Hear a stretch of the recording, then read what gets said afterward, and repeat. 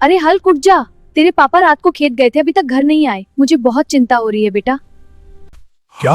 पापा अभी तक घर नहीं आए? माँ, आप चिंता मत करो, मैं अभी पापा को ढूंढ कर आता हूँ।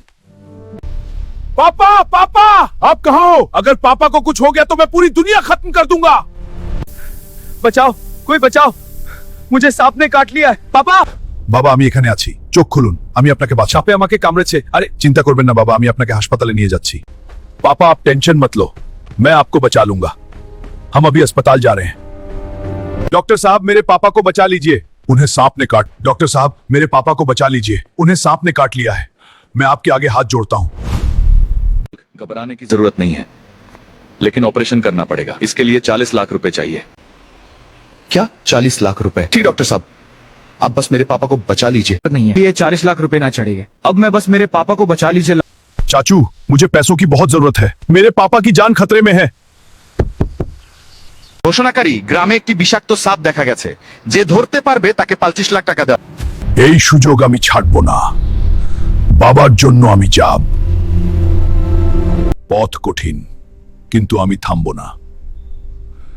আমাকে সাবধানে চলতে হবে, সাপটা এখানেই আছে।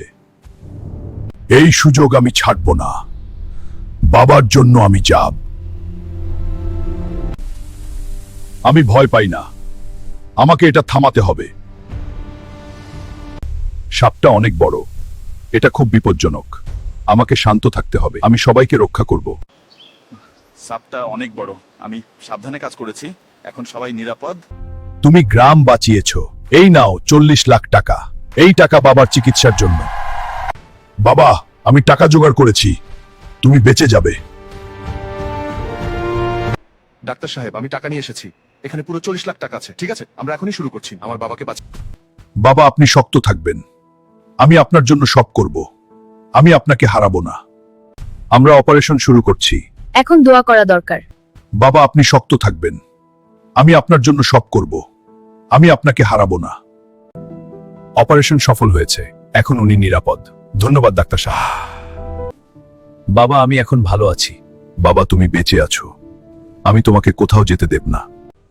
তোর বাবাকে বাঁচাতে পেরেছিস। মা, আমরা একসাথে থাকলে সব সম্ভব। তুই আমার গর্ব বাবা। আজ আমি নতুন জীবন পেলাম। বাবা, আমি সবসময় তোমার পাশে থাকব। আমাদের পরিবার আবার এক হলো। আমি গরিব হতে পারি, কিন্তু আমি দুর্বল না। আমার পরিবারই আমার শক্তি।